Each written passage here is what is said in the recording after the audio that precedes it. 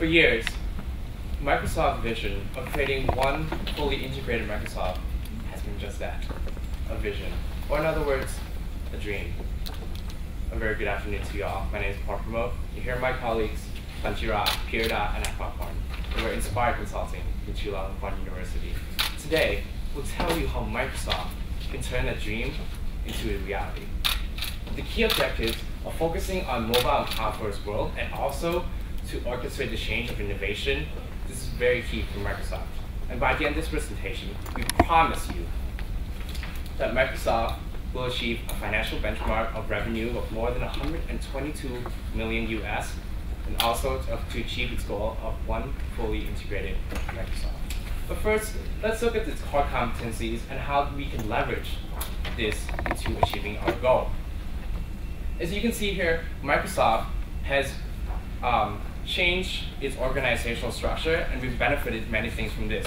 One key benefit is that from the change of product-oriented to function-oriented, we've eradicated the problem of office politics, which means that we can really focus on the innovation and also the collaborative aspects, which is very key for companies in the information industry.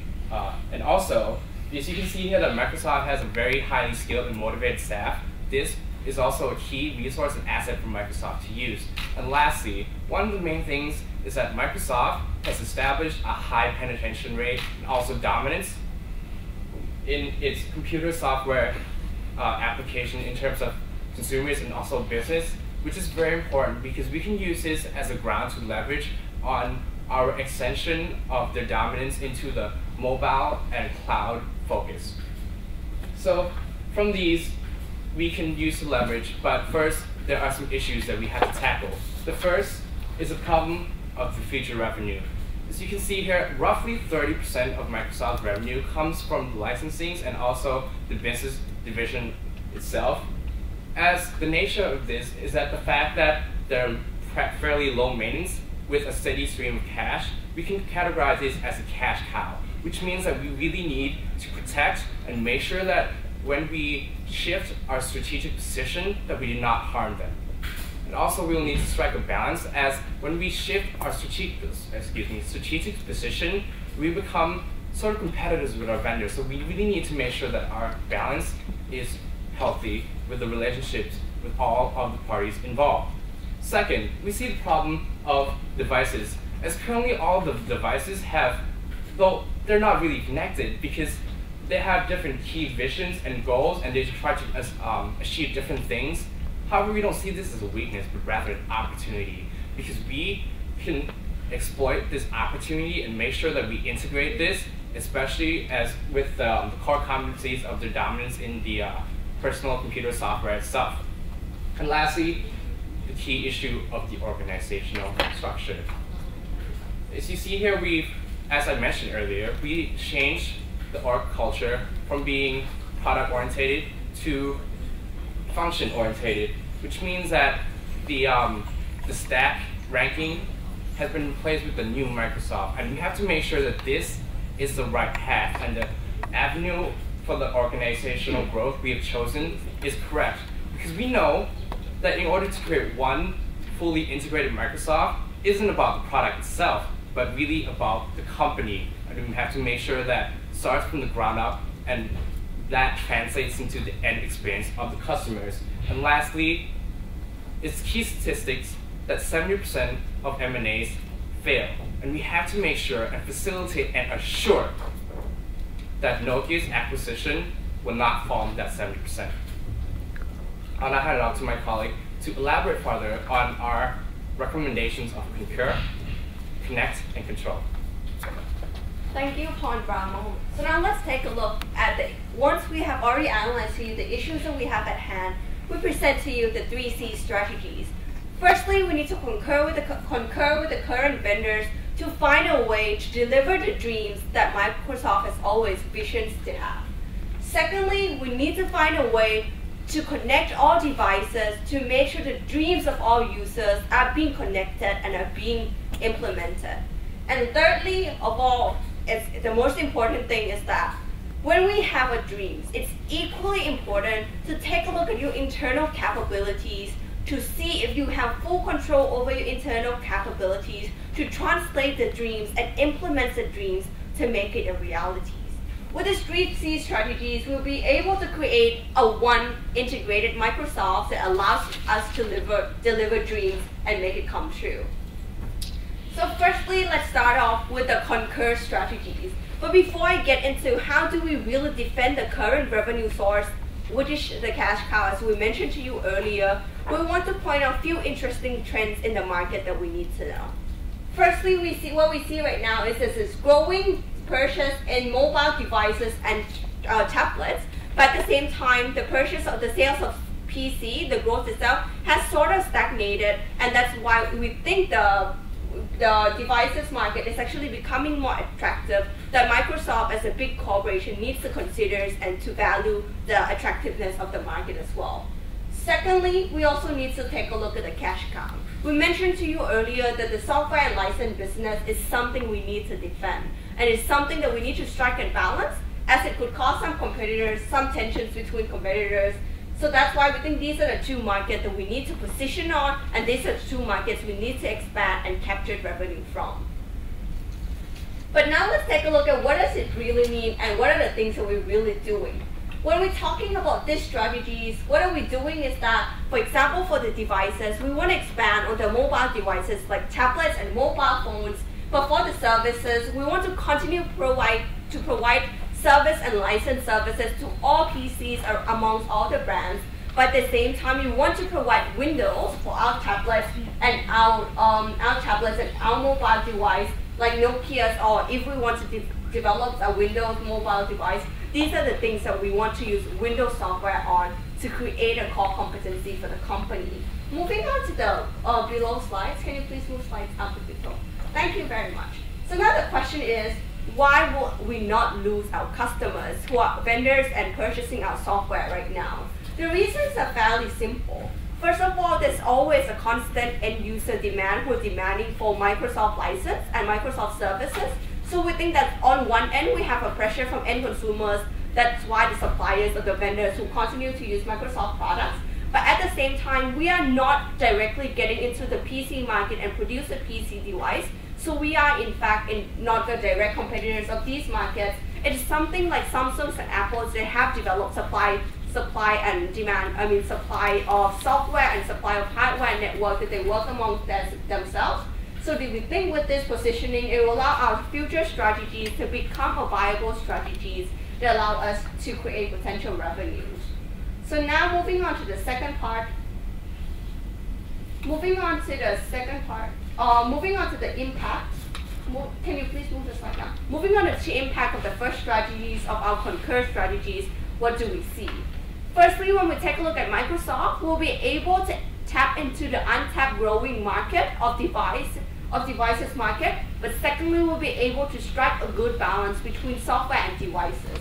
But for our vendor itself, as we're not becoming a direct competition, we'll be able to create and maintain good relationships. So now let's move on to the second strategies on how do we really connect dreams of people together. Our main objective, first of all, is to decide whether for our devices, what kind of software do we want to use? Do we want to go into Android's market right away, or we want to stick with Windows software? When we take a look at the pros and cons of the two softwares, two operating systems available from all devices, we decided to go with Windows for a few reasons. First of all, Windows and Microsoft has a key user base that we want to tap into and leverage in our future strategies. And most importantly, we want to be able to control and differentiate our product in certain ways. By using an Android, we'll become just another phone that uses Android, but with using Microsoft, if we can capture the market well, we'll be able to expand significantly. But more importantly, what do we have to do in order to trigger success?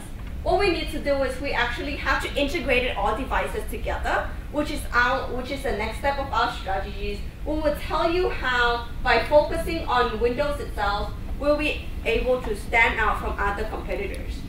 So now let's take a look at what are the things and insights in the market and insights from our company right now. We as a Microsoft company has created a vision to become a devices for family or to create a family of devices, which means that we want the same user to use all kinds of the products that we have, but at the same time, in order to do that, we need to look back at the core competencies that we told you earlier. We have strong staff, we have strong innovations, but most importantly, we need to leverage on the current user base who are using Microsoft. So we present to you the strategies of to create cloud system, and at the same time, with cloud system, we'll be able to connect with our device and deliver dreams of people being connected and created one visions of Microsoft. So in order to do this, we're going to capture it on the current software users, allow us to gain competencies and competitive advantage, and allow us to offer convenience for people by using cloud system. So now let's talk about how do we really create sound cloud system. Firstly, we need to take a step back and understand the customers who we're looking at. We are talking about majority of the customers of Microsoft software are in fact business people. In business people, what do they want? There are people, first of all, who needs convenience. There are people who needs a one-stop solutions. There are people who commute all the time, meaning that they work at home, they work in the car, and they work in the office.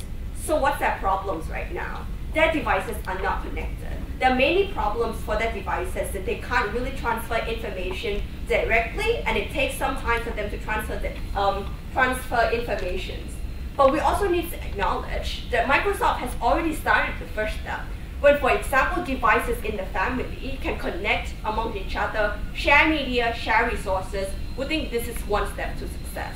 We're going to leverage on the current knowledge that we have and build up a cloud system that connected all devices. What I mean is that from now on, when you finish a computer at home, the same information or the same work that you're doing will show up on your tablets, and you can continue it while you're in the car and you're in the traffic jam. And at the same time, once you go to the office, you can just dock that tablet in and then translates all the information, and it will show up on your office computer. So this is a cloud system that we're talking about, that we want to connect all devices. But importantly, what we think is most undeniable success of Microsoft is that we have a well-established users from the business base. So these are the people who need Microsoft anyway, and who can better deliver Microsoft Office, for example, than Windows itself. If we use Windows operating system, we can promise a better solutions, and at the same time, this is a strategy that will win over other competitors. Why do we think so? First of all, we think, yes, it's true that right now we are the second leaders in terms of the cloud system, but Amazon does not have a strong user base of business like we do. And at the same time, people like Apple do not focus as significantly in terms of business like we do. They rather focus on the end user, so we think there's an opportunity in there that we need to capture it right away. Moving on, when we talk about how do we really do this, and how, once we have established our first initial step through business people, how do we expand this and get people to buy all devices? What we need to recognize is that the same business person, when they go home or when they go to shopping malls, they're just end consumers. But the fact that we established the connectivity in our previous step, what it means is that they will start to demand for the one-stop solutions. So if all devices can really connect together, this means that the next tablet or the next mobile phone they want to purchase will be the mobile phones that are created by Microsoft. And this is why we think it's significant for us to actually look into the cloud system to support the sales of other devices. But how do we really do this? Of course, there'll be R&D that we need to do, and at the same time, we need to build up new functions within the Windows of operating system to make sure that the cloud system can work. But at the same time, we also need to focus on information security for business people to make sure that the information is being secure and there's no leaks of information. So that's how we're going to develop connectivities within devices and make sure that we really create one Microsoft, not just internally for the company, but also for the user as well. Moving on to the next slide to analyze the impact of our strategies. We think one, we'll be able to generate sales in terms of devices as people will purchase more of our devices. And secondly, in the cloud market, we were able to slowly become the leader as we'll benchmark it on the current success that we have with the normal software. And of course, customer enjoy convenience and connectivities. Now I'd like to pass it on to my colleague to talk about the third strategies of once we have all these dreams, how do we really implement them within the internal control? So thank you, Chulalongkorn. So after that, we have connect them. So how do we have to control it? First of all, we have to solve the problem of the internal issues that the company has. So the option to fully ensure that the implementation of the organization is ensured, what the options we have is the stack rank, which this is a breeding ground for politics as it hinders creativity. And the second option that we have is the Neo Microsoft. We chose this because that it fits with the One Microsoft as well as it is aligned with the vision and values of it. Not only that, it only focuses on the functional benefits of what the company has. So how do we have to do this? First of all, we have to ensure that the horizontal organization is going down, which this will eliminate the problem of politics. And not only that, we'll have to encourage the free flow of ideas, which this will production as well as creativity.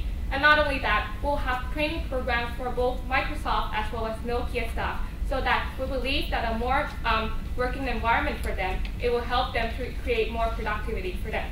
And last but not least, we will encourage users for both the staff as the subordinates and the top management, so that the staff and the management will be able to talk out the productivity idea that they will have.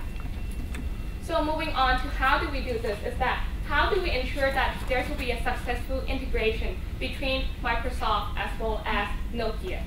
So the concerns that we have for this is that with Nokia, we have the concern of the integration risk, as this is a major source of concern as in a merger and acquisition risk. There's a cultural clash as well as that losing people in the middle of the integration process. Not only that, we have the underperforming performance between the groups. And so how do we do this is true, how do we join the devices team as well as how do we align the vision and the strategy between Nokia as well as Microsoft. So with this, what will happen is that we will have a successful integration between the synergy of Microsoft as well as Nokia. And not only that, we believe that productivity is achieved through the production of connectivity as well as the innovation that Microsoft and Nokia will achieve. So now let me pass on to my colleague Kanchira for the financial justification. So thank you, Pirata. So here we have the implementation timeline. First of all, for our first strategy, what do we need to do? We need to do market research, as well as gaining customer insights. For our second strategy, the connect, again, we also need to do R&D, as well as having rollout of our product and services. For our third strategy, the control, we need to have a continuous training each year. So next, as we have presented you our strategies, now let's see how that translates into a quantified result. One of the main revenues from these strategies will be from the increase in sales as a result from the increase in number of customers and more efficient integration as well as licensing fee. The cost driver will be from market research, marketing and advertisement, as well as from training program. Next, we have the financial projection. So because our strategies focus mainly on devices and services, there is a high revenue growth from these two divisions. So in conclusion, with the objective of focusing on mobile and cloud services, as well as orchestrate the change of innovation, our strategies will be able to solve the issue of feature revenue, devices, and organizational structure, as well as achieving the revenue target of about 122 million and have a fully integrated Microsoft. As we have told you earlier that a one connected Microsoft is just a dream, now Inspired Consultant can make it become reality. Thank you for your attention. So now the floor is open for Q&A. First, I don't even have to say anything. I've got a question. You mentioned that the current business is a cash cow, something that you wanted to protect. But if you're also made a conscious decision to actually create a lot of the mobile devices that are based on Windows, etc., rather than to follow the Android path. Would you not think that by following the Android path and kind of, or at least opening up the connectivity between Android and iOS, etc., to your existing device, be a more kind of safer way to go to actually protect your core business by having a bigger user base that are able to continue using your Windows platform?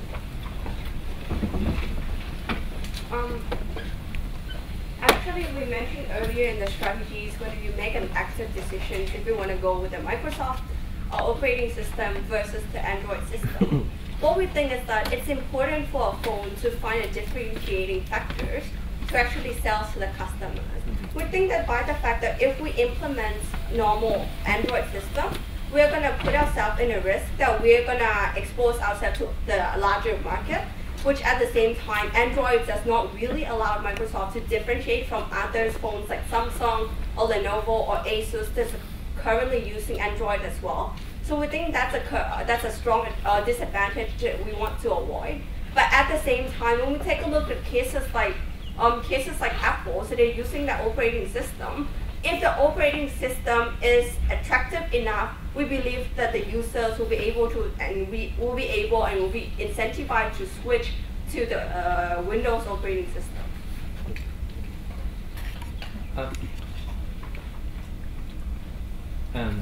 I think you have presented a very strong business case. Thank you for that. May I know, in order to implement what you have just mentioned, have you ever considered internal issue like people structure? Would you think that you encounter big problem internally when you push for all these implementation and changes?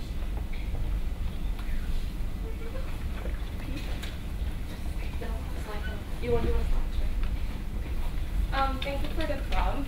So the thing is that we have considered the internal problem, as it was mentioned that it will take time, but then through our program, as well as the implementation and the integration of the organizational structure that we believe that we have done, through what we have, that we will align our values as well as strategy between those integration, we believe that it will help in this problem of internal control.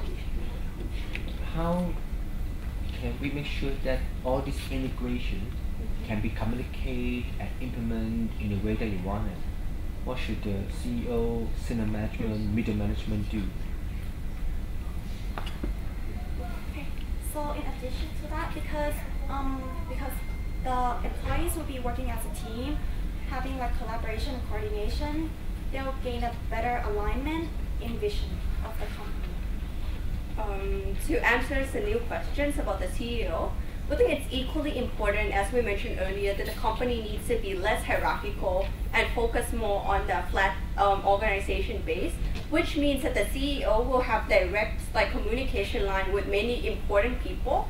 At the same time, we need to get rid of the top-down communication lines and allow people who design and really get the who design the product that directly interacts with people to voice out to the CEO. And we think the new CEO of Microsoft clearly have envisioned the company to go that way when they try to implement the new Microsoft organizational cultures to make sure that the organization will become more flat and people actually get to voice out their opinions. And this will actually fulfill the objectives of making sure that people with potential really reach their potential, as it said in the emails of the CEO that was sent out to the people in the company. Yeah. What do you think if Microsoft just, moving ahead, because we're talking about the Windows, their platform. So I'm thinking about share the information across platforms. Mm-hmm. So do you think it's a good move for Microsoft to go on this direction? So they're using Windows, but they can have a dialogue with the other platform like Android. Meaning they share information using the cloud services, but you're using different platforms, but you can still get shared information. Okay. So I'll take lead to that question as it's part of my strategies. There are two main answers to that. First of all, we think it's actually an interesting idea to collaborate with other operating systems. But at the same time, the same risk that we will incur when we collaborate with other systems is actually the security risk. Because when we control Windows by itself, we'll be able to ensure that when we transfer the information stays within the secured lines. Just like how BlackBerry works, that's why communication with BlackBerry is actually the most protected one. So we want to develop security like that. But in the future, definitely, if it's possible to ensure security, which is the priority for the customers in this case, once we are able to do that, then we would like to tap into that market as well. But the second answer is the answer that I mentioned earlier, is about how the company needs to differentiate and leverage on its existing market base to start the initial move. Because right now we have not yet created a strong dominance in the market, and we think that it's the best way to penetrate the market and establish dominance is to focus on the current users that you have as a vast majority right now and build on that first before you expand to other users who are currently using other things.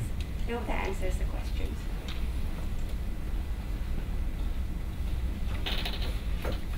Thank you very much.